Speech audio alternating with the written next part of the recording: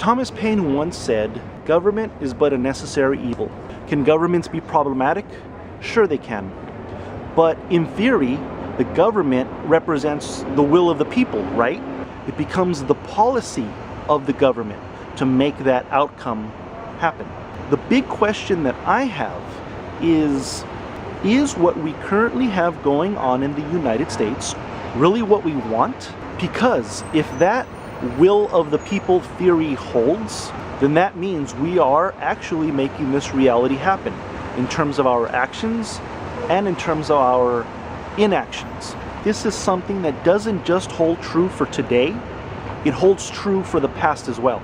The US policies of yesterday have ramifications that are still affecting us today. And if we want to understand how and why we should act today in terms of what we want our society to look like, we have to understand what happened in the past in terms of US public policy.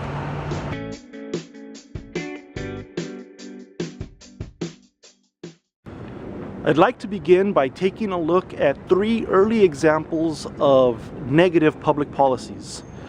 I can sum them up with 3 S's: savages, suffrage, and slavery.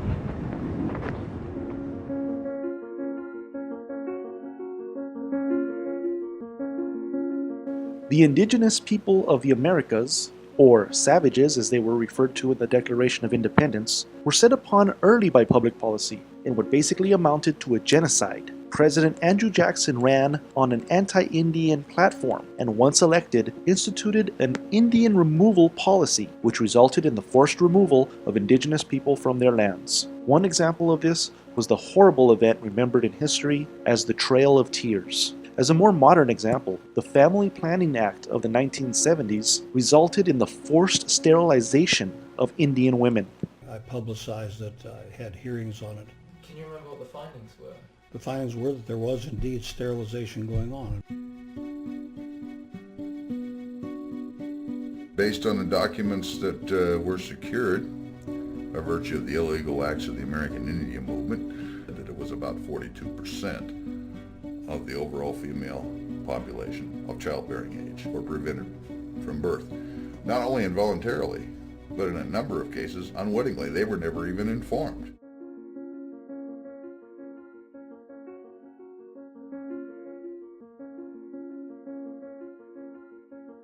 For about 150 years in this country, women didn't have a voice in terms of politics and policymaking because they were not allowed to vote. This gave men a huge head start, crafting a system in service of their own interests. Women had to fight tooth and nail for suffrage, but I would argue we are still feeling the effects of that history today, in a system that allows for women on average to make less money than men make and has in place so many social and legal hurdles for women who seek justice for crimes of rape and abuse committed against them. I have to ask, would it be a more equal playing field today if US policy had not been to keep the power to vote away from women for so long? If I let them hear what I have to say, I can keep quiet. No,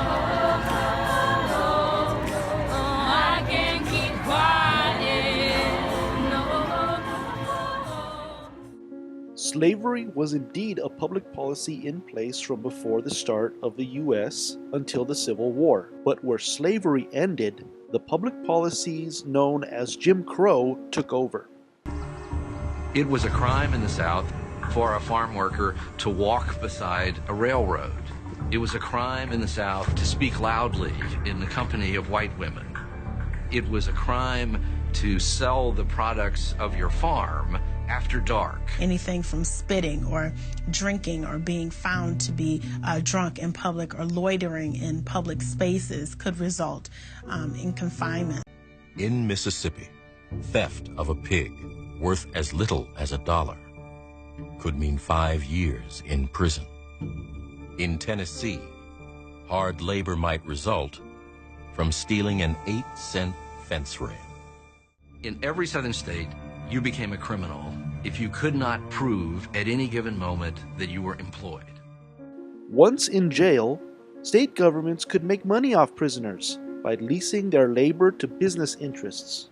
States throughout the South and hundreds of counties and cities were engaged in some form of leasing convicts to private industry. Jim Crow may have gone down in the 1960s, but then came policies that gave rise to the prison industrial complex. Policies made under the pretense of being tough on crime disproportionately affected blacks. Policies like 3 strikes you're out, mandatory minimums, and massive commitments to building up prison infrastructure have helped the prison population rise. Black people can expect to be thrown into jail at some point in their lifetime. So those were some examples of some pretty bad public policies, but I want to give you some examples of some good public policies so that you can see that we can make a positive difference with them.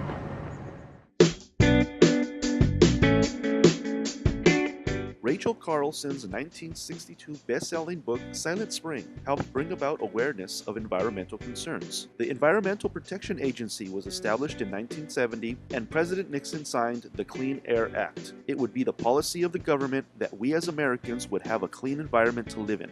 In 1956, President Eisenhower signed into law the Federal Aid Highway Act, which at the time authorized the use of $25 billion to construct 41,000 miles of the interstate highway. We as a society now use those roads to move ourselves and our goods around the country freely. 1944 saw the passing of the Servicemen's Readjustment Act, better known as the GI Bill. It was the policy of the government to aid the American citizens who put their lives on the line in service of our country by helping them pay for an education and providing them good mortgages so they could own their homes and start building their wealth. Unfortunately, there was a catch that is very important to understand. Not all veterans got the benefits they deserved because of a bad FHA policy that judged people on the color of their skin, resulting in segregated neighborhoods, segregated schools, and unfair, unequal distributions of wealth that still exist today. It's a shame, but even the positives have negatives. But it's important not to ignore them because it's important to learn from them for the sake of the future.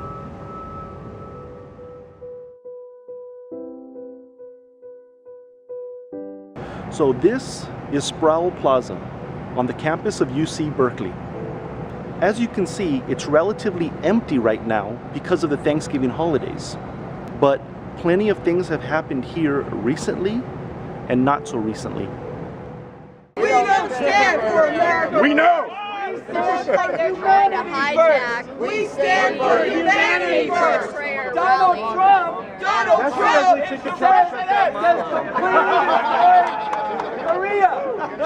completely destroy Korea. Donald Trump, Mr. President, wants to drop nuclear bombs on North Korea. There are those that claim to be fighting for the cause of, the policy of, free speech. People who are not students here at Berkeley have brought that fight onto this campus, which was the home of the free speech movement. From what I'm hearing them say, they want to be able to say that the US should have policies that, in my view, make some people better off at the cost of others' well-being. How do you educate them? How do you change that? How do you? I don't want make to a educate shift? them. I want. But them. how does anybody ever? I mean, if you're going to engineer humanity, I don't how care does about anybody make engineering a shift? humanity. I care about keeping my family safe and keeping my culture intact, and I want them deported. Well, I care about those things as well, but I also think that as a civilization, we should look towards optimizing the rest of the civilization as much as possible. You should invade their countries, kill their leaders, and convert them to Christianity, as Ann Coulter said. Oh, God. Do you have a better solution? Yeah, that's... This actually is a big change from what the original free speech movement was all about. In the 1960s, actual students were fighting for their right to say that the government shouldn't be using its power to hurt other people, including minorities at home and populations overseas. There's a time when the operation of the machine becomes so odious, makes you so sick at heart, that you can't take part. You can't even passively take part. And you've got to put your bodies upon the gears and upon the wheels, upon the levers, upon all the apparatus, and you've got to make it stop. And you've got to indicate to the people who run it, to the people who own it, that unless you're free, the machine will be prevented from working at all. Actions of resistance back then, actions of resistance today. A group of people, not students, who are committed to resisting such hurtful policies, took violent action.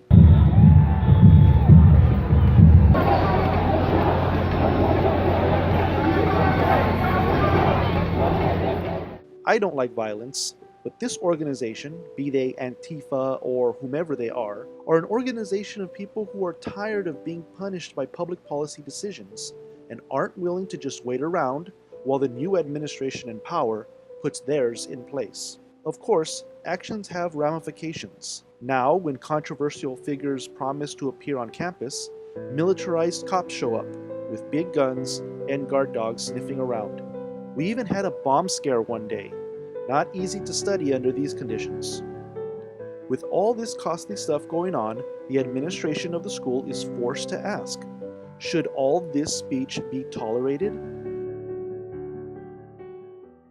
So this has been just a really quick overview, and I hope you'll take the time to look into these issues and the history behind them in more detail. The bottom line is, all the things we've talked about are things that affect society. And so they're going to be dealt with by new policies that are made by society. So it's really, really important that you do your homework, that you think about yourself and your families and the people around you and your communities, and that you seriously ask yourself the question, what's your policy? What are the policies that you want to see enacted around you? How do you want your communities to be affected by these public policies? Public policies can enslave and subjugate and disenfranchise people, but they can also set people free. They can empower people. They can save lives. They can save our environment, and they can make the world a better place, not just for us, but for our children and our future generations. Don't take the power of public policy lightly. If you don't figure out what those policies are, and if you're not willing to go out there and advocate for them strongly, you might just find yourself at the mercy of somebody else's policy. Always be empowering yourself and always be taking care. I'll see you next time.